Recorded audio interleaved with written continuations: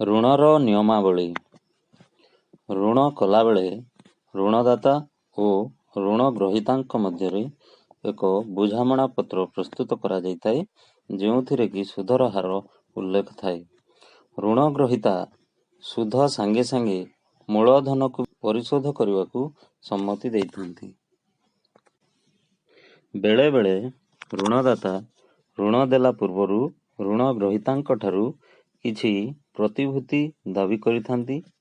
ଏହି ପ୍ରତିଭୂତି ଏକ ଜିନିଷ ଯାହାକି ଋଣ ଗ୍ରହୀତାଙ୍କ ନିଜ ସମ୍ପତ୍ତି ଅଟେ, ଯେମିତିକି ଜମି, ଘରବାଡ଼ି, ଯାନବାହନ, ଗୋରୁଗାଈ, ବ୍ୟାଙ୍କ ଜମା, ସୁନା ଏବଂ ଅଳଙ୍କାର ଇତ୍ୟାଦି।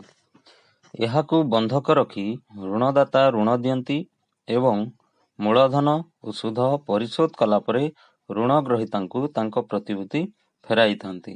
ଯଦି କୌଣସି କ୍ଷେତ୍ରରେ ଋଣ ଗ୍ରହୀତା ଋଣ ପରିଶୋଧ କରିବାକୁ ଅକ୍ଷମ ହୁଅନ୍ତି, ତେବେ ଋଣଦାତା ଯେଉଁ ପ୍ରତିଭୂତିକୁ ବନ୍ଧକ ରଖିଥାନ୍ତି ତାକୁ ବିକ୍ରୟ କରି ନିଜର ପ୍ରାପ୍ୟ ପାଇପାରନ୍ତି।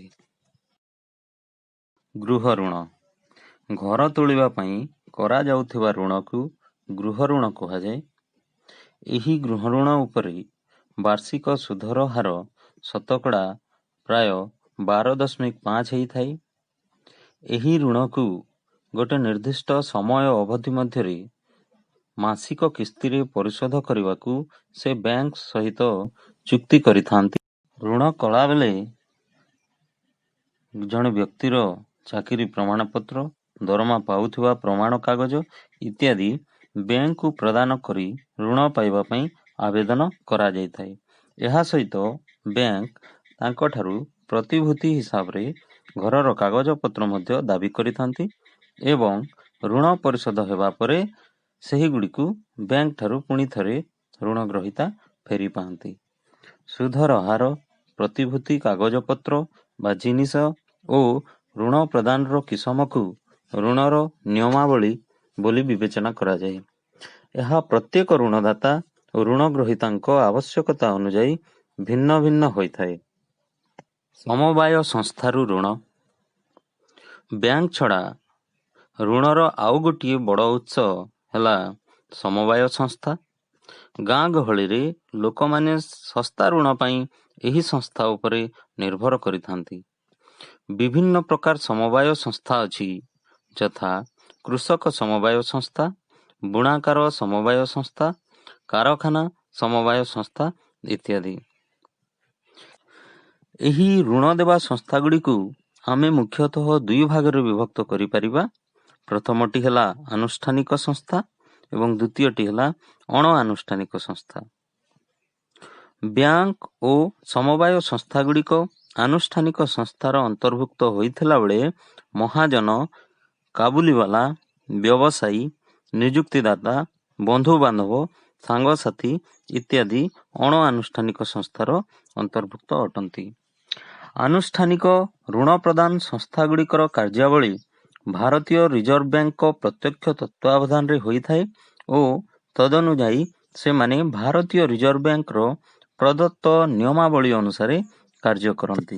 ଅଣ-ଆନୁଷ୍ଠାନିକ ଋଣ ପ୍ରଦାନ ସଂସ୍ଥାଗୁଡ଼ିକର କାର୍ଯ୍ୟାବଳୀ ତଦାରଖ କରିବା ପାଇଁ କୌଣସି ବ୍ୟବସ୍ଥା ନାହିଁ। ସେମାନେ ଶତକଡ଼ା କେତେ ହାରରେ ସୁଧ ଦାବି କରିବେ ତାହା ଉପରେ କାହାର ଅଙ୍କୁଶ ନାହିଁ। ସ୍ୱୟଂ ସହାୟକ ଗୋଷ୍ଠୀ। ଆଜିକାଲି ଗରିବ ଶ୍ରେଣୀର ଲୋକମାନଙ୍କୁ ସହଜ ଓ ସୁବିଧାରେ ଋଣ ମିଳିବା ପାଇଁ କେତେଗୁଡ଼ିଏ ଗୋଷ୍ଠୀ କାର୍ଯ୍ୟରତ ଅଟନ୍ତି।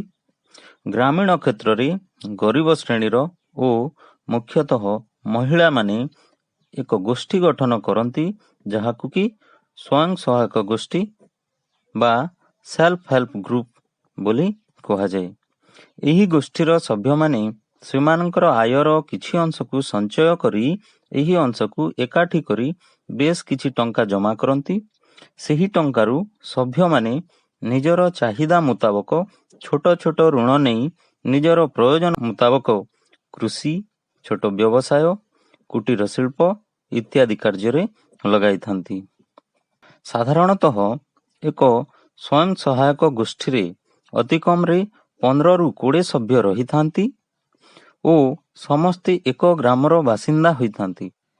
ଏକ ଗ୍ରାମର ବାସିନ୍ଦା ଓ ପରସ୍ପର ମଧ୍ୟରେ ସମ୍ପର୍କ ହେତୁ ଋଣ ଆଦାୟରେ ପ୍ରାୟ ଅନିୟମିତତା ଦେଖାଦେଇ ନଥାଏ। ଏହି ସବୁ କାରଣ ଯୋଗୁଁ ବଡ଼ ବ୍ୟାଙ୍କ ଗ୍ରାମୀଣ ମହିଳାମାନଙ୍କୁ ବିନା ପ୍ରତିଶ୍ରୁତିରେ ମଧ୍ୟ ଋଣ ପ୍ରଦାନ କରିଥାଏ। ଗ୍ରାମୀଣ ଗରିବ ଶ୍ରେଣୀର ଲୋକମାନଙ୍କୁ ସହଜ ଓ ଶସ୍ତାରେ ଋଣ ପ୍ରଦାନ କ୍ଷେତ୍ରରେ ବାଂଲାଦେଶର ଏକ ବ୍ୟାଙ୍କ, ଯାହାର ନାମ ହେଉଛି ଗ୍ରାମୀଣ ବ୍ୟାଙ୍କ ର କାର୍ଯ୍ୟ ଉଲ୍ଲେଖଯୋଗ୍ୟ ଅଟେ। 1970 ମସିହାରେ ସ୍ଥାପିତ ଏହି ବ୍ୟାଙ୍କ ବର୍ତ୍ତମାନ ଏକ ବିଶାଳକାୟ ସଂସ୍ଥାରେ ପରିଣତ ହୋଇଛି, ଯାହାର କି ସଭ୍ୟ ସଂଖ୍ୟା ପାଖାପାଖି 6 ଲକ୍ଷ ଓ ଏହା 40,000 ଗ୍ରାମକୁ ନେଇ ଗଠିତ।